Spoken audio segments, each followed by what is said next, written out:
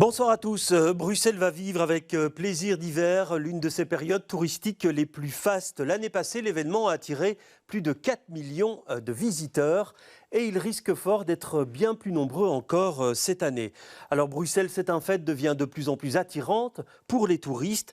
Avec quel impact sur la ville et les habitants risque-t-on le surtourisme? On en parle ce soir avec nos invités. Voilà des invités que je vais vous présenter tout de suite, en commençant par vous, Patrick Bunting. Bonsoir, vous êtes le directeur général de Visit Brussels. Et bonsoir Marion Alessian. Bonsoir. Vous êtes la directrice de l'ARO, l'atelier de recherche et d'action urbaine. Première question pour vous, Patrick Bunting. Je le disais, la région attire de plus en plus de touristes. C'est confirmé pour l'année 2024. Vous vous attendez à ce que les chiffres augmentent ? Oui, on va se rapprocher clairement de l'année record de 2019 et sans doute à tout proche des 10 millions de nuitées, qui était vraiment ce qu'on avait annoncé maintenant il y a un peu plus de 10 ans, l'objectif qu'on s'était fixé d'atteindre 10 millions de nuitées à Bruxelles. Et 10 millions de nuitées, c'est un objectif, c'est un plafond ou on pourrait encore aller plus haut? Alors là, pour 2030, nous, on vise d'arriver à 12 millions de nuitées, ce qui est à dire une croissance raisonnable et raisonnée du tourisme qui ne devrait pas impacter de manière significative. Et en tout cas, l'objectif, c'est surtout pas arriver dans une situation d'overtourisme. D'ailleurs, la volonté du gouvernement et la mission de Visit Bruxelles, c'est avant tout développer du tourisme de séjour et pas du tourisme d'un jour. Et on voit que le surtourisme, mais ça se fréquente surtout dans les endroits où il y a énormément de tourisme d'un jour et pas du tourisme de séjour. Oui, alors Marion Alessian, 12 millions de touristes par an en objectif 2030. Pour vous, c'est beaucoup trop, ça ? Alors, ce n'est pas spécialement que c'est beaucoup trop, ça dépend de comment est localisé ce tourisme à Bruxelles. Et ce qu'on observe, nous, à Bruxelles, et surtout dans le centre-ville, et donc ça concerne la ville de Bruxelles, c'est un surtourisme très localisé dans l'hypercentre. Et donc, il ne faudrait surtout pas qu'on augmente à tel point le tourisme et la fréquentation du centre-ville. Ça, ce serait une très mauvaise chose. Et il faut absolument avoir une vraie politique de déconcentration, de décentralisation du tourisme. Et on n'y est pas du tout encore. Oui, alors on va le voir. Vous parliez de 2019, Patrick Bunting. On va revoir un extrait de cette année-là, de ces plaisirs d'hiver. Et vous allez le voir, effectivement, à l'époque, les visiteurs étaient très nombreux. Je viens de la Tunisie, je suis tunisienne. Et vous vouliez venir au marché de Noël? Oui, bien sûr. Pourquoi? Parce qu'il y a une bonne ambiance, magique, féerique. De l'Italie. Vous êtes de passage à Bruxelles? Oui, de passage parce que ma fille, elle étudie ici. Nous venons d'Estonie, c'est notre première année ici, notre première fois à Bruxelles. Et dans ce marché, c'est très joli. Les plaisirs d'hiver ont sans doute contribué à imprimer Bruxelles sur la carte touristique européenne. En 2018, un tiers de ces 3 millions de visiteurs étaient des touristes étrangers. Mais l'attractivité de Bruxelles, ce sont aussi ses lieux culturels. Les musées ont vu leur taux de fréquentation augmenter de 4% par rapport à 2018. Si le tourisme de loisirs peut avoir le sourire, le tourisme de congrès connaît lui une progression de 10% en 2019. Traduction, en termes de nuitées, leur nombre, tout type d'hébergement confondu, a quasi doublé en 10 ans selon Visit Brussels, passant de 5 millions en 2010 à 9,4 millions en 2020. Voilà, et on le voit donc, Patrick Bunting, l'objectif c'est donc 12 millions en 2030. Marion Alessian parlait de surconcentration à certains endroits. Est-ce que c'est pas typique ça du marché de Noël, de plaisir d'hiver ? Alors je pense qu'effectivement le centre, l'hypercentre, c'est un patrimoine UNESCO avant tout. Donc le patrimoine UNESCO, on sait que ça attire beaucoup de monde. La volonté de Visit Bruxelles, c'est, comme Marion le disait, c'est de décentraliser le tourisme. C'est éviter à tout prix l'hyperconcentration, c'est-à-dire développer des nouveaux quartiers. On l'a vu, il y a 10 ans, il n'y avait pas de touristes dans le quartier européen. Aujourd'hui, le deuxième pôle touristique le plus important de la région, c'est le quartier européen. Et ça a permis aussi de faire vivre ce quartier. Donc le tourisme, ça permet aussi de faire vivre des quartiers, d'amener des commerces dans des quartiers qui permettent aussi aux habitants d'avoir des commerces de proximité. Donc on peut voir aussi qu'en décentralisant le tourisme, et c'est une de nos priorités, on parvient à attirer des touristes ailleurs, de plus en plus, que ce soit à Flagey, au Châtelain, bien sûr au niveau du Heysel, avec les projets comme Mini-Europe ou la rénovation de l'Atomium, qui reste comme un des pôles les plus importants au niveau touristique, permettent d'attirer et de décentraliser ce tourisme et éviter la congestion à l'hypercentre. Il faut dire aussi, sur une population d'1 200 000 habitants, le tourisme par jour, c'est 3% de la population. Donc, c'est 42 000 maximum touristes par jour. Donc, ce n'est pas ça qui va vraiment provoquer Alors pourquoi dites-vous qu'il y a surconcentration, Marion Alessian, quand on voit les chiffres qui sont cités par Patrick Bunting? Alors il y a objectivement une surconcentration d'activités touristiques et d'une fonction touristique au centre-ville.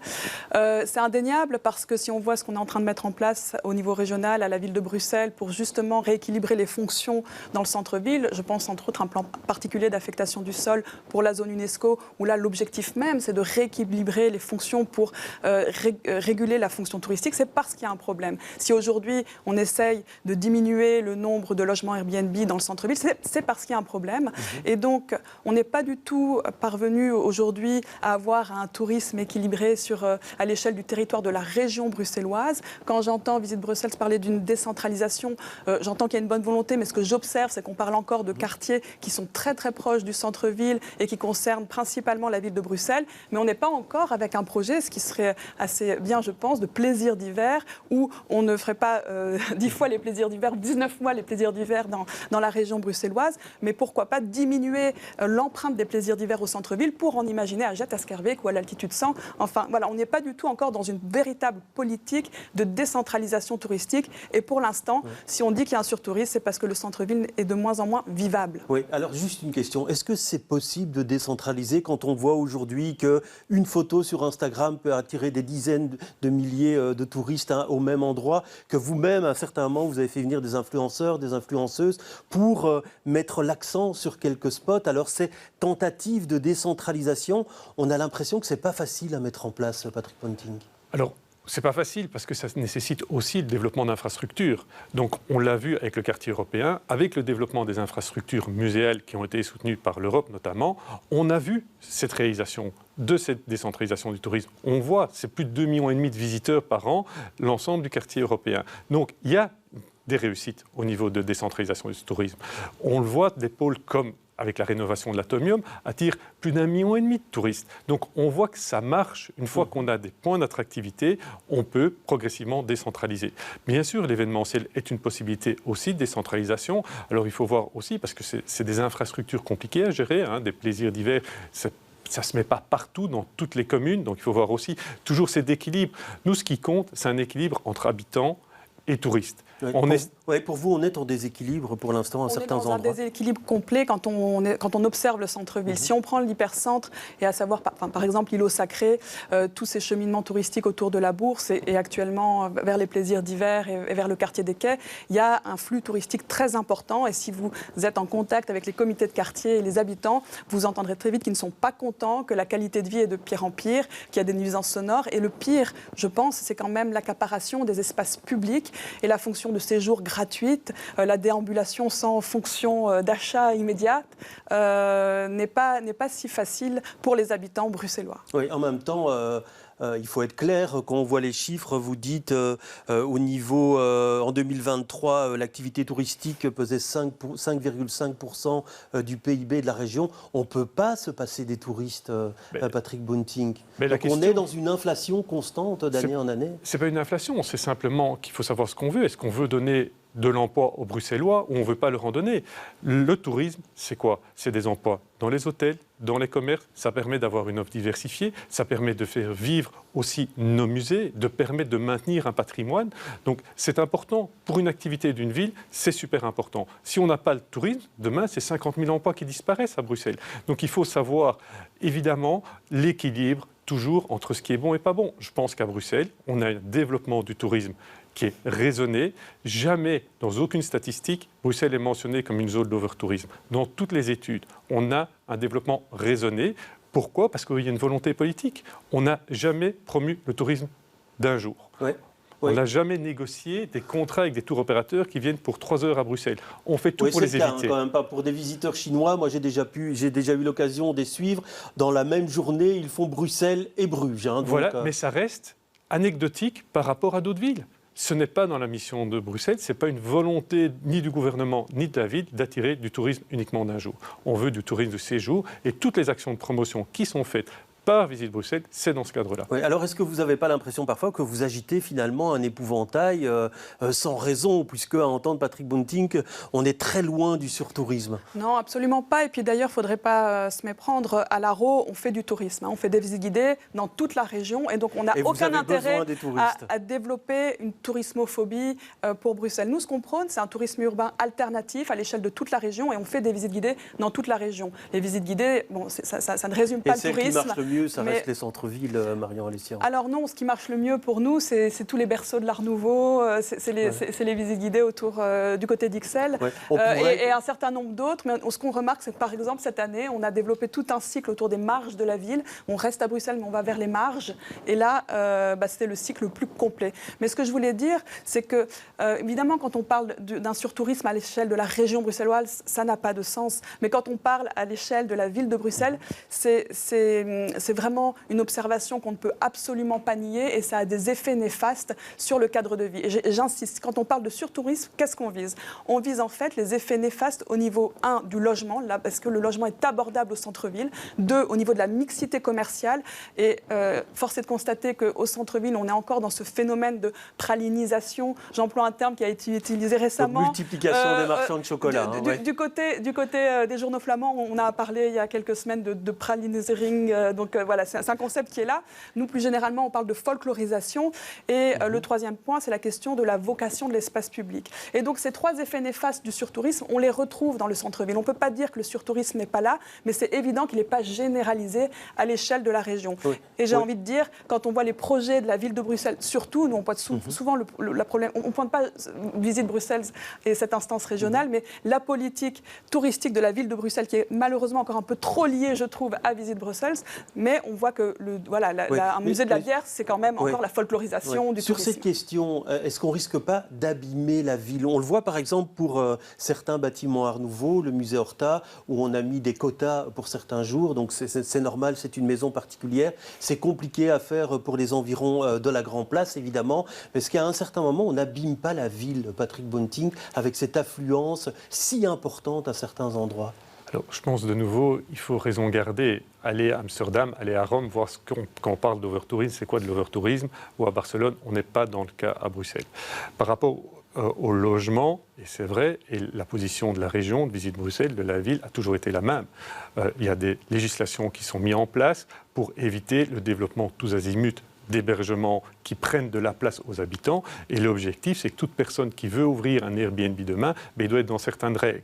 Et c'est fondamental. Donc, il y a une volonté de mettre un frein à ce développement-là. Donc, on ne peut pas dire qu'au niveau politique, rien n'est fait. Il y a de plus en plus, au niveau européen, par rapport à Airbnb, il y a une obligation maintenant de transparence des centrales de réservation, quelles qu'elles soient. Donc, il y a un travail qui est fait pour éviter justement cette nuisance. Donc, on ne peut pas dire qu'il n'y a rien qui est fait. Concernant les flux piétons, mais je veux dire, on a développé un centre-ville, un piétonnier, c'est clair que ça attire du monde. Mais si on voit au prorata du nombre de touristes par rapport au nombre de Bruxellois qui sont sur le piétonnier, ce n'est pas le problème des touristes. Il faut être objectif. Si on a les flux de fréquentation, le touriste, ça pèse quoi? 10-15% des gens dans l'hypercentre. Il y a plein de gens qui viennent parce que oui, le piétonnier, c'est un succès. Oui, le piétonnier est attrayant. Oui, et sur l'effet praline qui était dénoncé par rapport... Vous nous disiez précédemment, tiens, ça participe à la mixité commerciale. C'est vrai qu'à certains endroits du centre-ville, on peut légitimement en douter. Hein. Alors, à certains endroits du centre-ville, il y a effectivement ce qui attire, et le chocolat, ça fait partie de notre patrimoine. Moi, je ne comprends pas. Par exemple, la Bourse. Moi, je vais à Bordeaux, ils ont développé la Cité du Vin, qui est un projet magnifique sur le patrimoine qu'est le vin pour la France. Ici, le musée de la bière, on a un patrimoine exceptionnel, mondialement connu, avec des brassicoles exceptionnels. On les met en valeur dans un endroit dédié.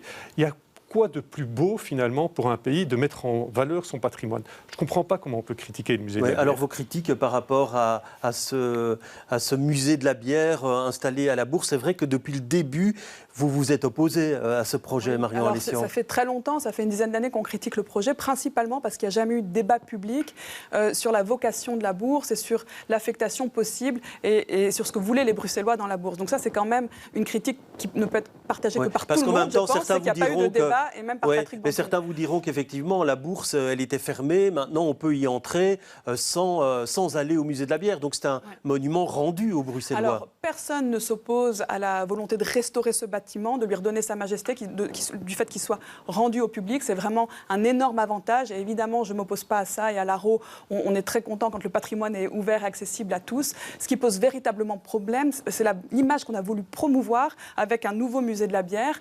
Alors, nous, on trouve évidemment la bière, c'est un patrimoine, le chocolat, c'est un patrimoine. Il y a aussi d'autres choses à Bruxelles. On aurait pu demander l'avis des Bruxellois et des habitants pour savoir ce qu'ils voulaient voir dans ce bâtiment. Et ce qui est évident aussi de voir aujourd'hui, c'est que ce musée ne fonctionne pas. Il n'attire pas les Bruxellois. Et donc, on le verra peut-être plus tard. Oui, justement, si vous me permettez, je vais lancer une petite séquence. Il y a quelques jours, ce musée de la bière a lancé une opération gratuité à destination des Bruxellois. Et vous allez le voir, ceux qu'on a interrogés trouvent effectivement que l'entrée de ce musée, elle coûte un peu trop cher. Est-ce que vous saviez que c'était 17 € pour rentrer dans le musée? Pas du tout. Et est-ce que vous seriez prêt à mettre cette somme? Vu que je suis étudiante, c'est pas trop. J'essaye de faire les trucs gratuits plutôt. Je suis bruxelloise à la base et puis je me suis aventurée en Flandre, mais c'est niet un problème. We zijn 2 taal, 3 taal. Ce qu'il y a, c'est que 17 €, nous les anciens, moi j'ai 60 piges, on fait x40. Voilà, et avec x40, c'est vite fait, 34 et 34, ça fait quand même 680 francs belges. Avec ça, on se dit, on va offrir des godasses aux petits ou aux petits, à quelqu'un de notre famille. La visite est très très bien, mais 17 €, c'est un budget. Si vous venez en famille, vous avez, on est vite à 100 € si on vient à 4. Donc le fait que ce soit gratuit, on va le visiter. On aura peut-être envie d'y revenir aussi. Peut-être que si on a des amis qui viennent de l'étranger, on voudra leur faire découvrir le musée également. Mais 17 €, c'est cher pour un musée.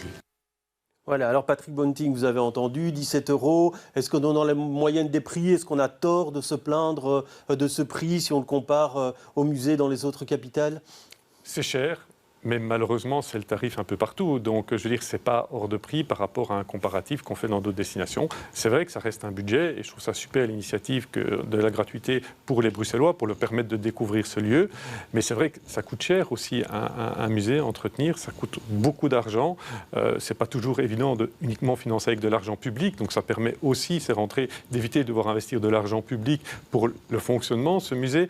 Et ça crée de l'emploi. De nouveau, ça crée de l'emploi. Il y a des employés qui sont là, qui travaillent dans ce musée et qui permettent justement de créer de l'emploi qu'on a besoin à Bruxelles. Oui, alors là, Marion Alessian, une opération séduction du musée pendant quelques jours pour les Bruxellois. Il faudrait des politiques plus attractives toute l'année, finalement, pour que les Bruxellois en fassent un lieu de destination. Historiquement, on est plutôt en faveur de la gratuité des musées, mais je ne dirais pas forcément pour ce type de musée-là. Ce qui est certain, c'est que ce qui pose problème avec ce musée de la bière, c'est qu'on est justement en plein centre-ville. La ville de Bruxelles, Philippe Claus et un certain nombre d'élus nous disent on veut essayer de diminuer cette pression touristique sur le centre-ville, autour de la Grand Place, dans le quartier de l'Îlot Sacré. Et qu'est-ce qu'on fait? On ouvre un musée qui est exclusivement destiné à des touristes, qui ne concerne absolument pas les Bruxellois et qui n'est même pas dans le lieu le plus approprié pour un musée de la bière. À l'époque, beaucoup pensaient qu'il aurait mieux fallu faire ça dans une brasserie ou ailleurs, mais ce n'est pas le sujet. Ce qu'on observe, c'est qu'il y a les discours d'une part avec il faut rééquilibrer la fonction touristique, il faut donner plus de place aux habitants, mais dans les projets qu'on voit finalement se concrétiser, c'est une touristification. C'est le musée de la bière, c'est la transformation de l'hôtel de ville en musée. Donc on ajoute des musées dans le quartier où il y a déjà trop de tourisme. Et ça nous pose un vrai problème parce qu'on voit une discordance entre les discours et la réalité des permis qui sont octroyés. Alors on voit certaines villes interdire certains endroits à certains moments, vu la masse, ou faire payer même des droits d'entrée. Pour vous, pour entrer par exemple dans certains lieux prestigieux, on pense à Venise. Pour vous, Bruxelles est totalement à l'abri de tout ça, ou à un moment donné, près de la Grand Place, on a déjà vu qu'à un certain moment, il fallait réguler. On pourrait y arriver beaucoup plus fréquemment. Mais il faut voir aussi les données des villes où il y a le surtourisme. Où il y a le surtourisme, c'est essentiellement les villes qui accueillent des bateaux de croisière. C'est là que le surtourisme se crée. Pourquoi Bruxelles peut accueillir des bateaux de croisière. Mais justement, oui. Je ne pense pas qu'on va avoir 10 bateaux de 3000 personnes qui, en une demi-heure, remplissent 40 000 personnes qui arrivent. C'est le nombre de touristes qu'on a par jour en nuitée. Donc, de nouveau, même la bourse. Quand la bourse fonctionnera bien, quand le musée de la bière fonctionne bien, ça va attirer 1500 maximum personnes par jour. quand on voit le flux qu'il y a des piétons, ce n'est pas ça qui va créer l'overtourisme dans le centre-ville. Par contre, ce qu'il faut se réjouir, c'est qu'enfin, on a un patrimoine immatériel de la Belgique, la bière, qui a enfin un lieu et qui va permettre, je pense aussi, de faire rayonner cette image. Parce que derrière ce musée de la bière, c'est tous des brasseurs qui ont fait le patrimoine de la Belgique. Et donc, il faut se réjouir qu'un bâtiment comme celui-là mette en avant un patrimoine unique. Et je ne suis pas du tout d'accord sur le côté... parce que, allez-y, allez visiter ce musée. C'est vraiment historique. Ça n'a rien à voir avec une grande fête où tout le monde boit de la bière. C'est pas ça. Oui. Alors, on va terminer sur ce thème-là. J'ai encore une question à vous poser parce que Bruxelles est aussi une destination attractive pour les jeunes qui viennent pour les festivals, qui viennent pour la nuit. On sait ce que ça peut poser comme problème en termes de gestion de nuisances. On l'a vu par exemple avec le fuse et les nuisances sonores pour les habitants. Est-ce que sur ce point-là, il n'y a pas aussi un danger, Patrick Bunting, pour la qualité de vie des habitants? Alors, c'est toujours... Il faut trouver le bon équilibre. Aujourd'hui, avoir des endroits de nuit dans le centre-ville, ça évite que des jeunes prennent leur voiture et sortent de la ville et risquent des accidents de voiture en rentrant. Ça, c'est une chose. Donc, offrir un milieu de la nuit à proximité des habitants, c'est important pour les jeunes, parce qu'ils ont besoin de se dépenser, ils ont besoin de se rencontrer. Donc, ça, c'est déjà très important pour les locaux. Ensuite, on a aussi une culture de la nuit très intéressante à Bruxelles, où on est reconnu internationalement pour cette culture de la nuit. Et je dis, la troisième raison, n'oubliez pas, vous savez, à New York, comme on a sécurisé la ville, on a décidé de mettre du monde dans les rues. Eh bien, quand vous avez une boîte de nuit, vous avez du monde dans la rue et vous créez de la sécurité. Donc si on veut un no man's land partout la nuit à Bruxelles, c'est développer l'insécurité. Ici, aujourd'hui, il faut trouver un équilibre. Ouais, l'équilibre n'a pas encore été trouvé, selon vous. C'est compliqué. Ouais, mais c'est quoi? Mais il faut aller... Qu'est-ce qui se passe la plupart du temps? C'est des nuisances sonores. Les nuisances sonores sont souvent déclarées par des gens qui savaient qu'ils achetaient un bâtiment à côté d'une boîte de nuit. Ou sinon, dans le passé, il y a 30 ans que le fuse est là, il y a eu relativement peu de plaintes. Une réponse, vous avez peur pour la qualité de vie? On voit déjà dans le quartier Saint-Géry, par exemple, où ça pose pas mal de problèmes. Ça fait 15 ans que nous, on est interpellés par les habitants. Je pense que l'exemple new-yorkais n'est pas bon parce que ce qu'il faut pour qu'une ville soit sécurisante, c'est des habitants. C'est des familles qui habitent. C'est la solution miracle, elle est en fait très simple. C'est écouter les habitants et c'est avoir une politique en faveur de la ville habitée comme nous, on l'emploie à l'Arro. Et très certainement, on n'est pas dans une bonne tendance aujourd'hui. On voit qu'il y a eu un mouvement plutôt de très très grande solidarité pour le clubbing, pour le fuse, pour les festivals. Et on peut le comprendre, je pense que personne n'est contre une ville animée. Nous aussi, on est très heureux de valoriser une ville animée. Mais dès qu'il y a des soucis et des conflits entre habitants et clubs, habitants et cafés, c'est toujours le café, c'est toujours l'activité économique qui gagne. Et ça nous pose problème. Une réponse rapide en moins de 10 secondes. Vous dites qu'il y a un équilibre à trouver, on ne l'a pas encore trouvé. Ça reste compliqué. Moi, je suis très content, j'habite Bruxelles, et je suis très content d'avoir des clubs pour mes enfants à proximité et qui ne doivent pas partir à 25 km et risquer leur vie pour sortir. Ben merci en tout cas d'avoir débattu sur cette question. On n'a pas épuisé le sujet, hein, vous vous en rendez compte. On aura l'occasion de refaire des émissions sur ce sujet. Merci en tout cas de nous avoir suivis. Je vous retrouve demain avec beaucoup de plaisir. Très bonne soirée à tous.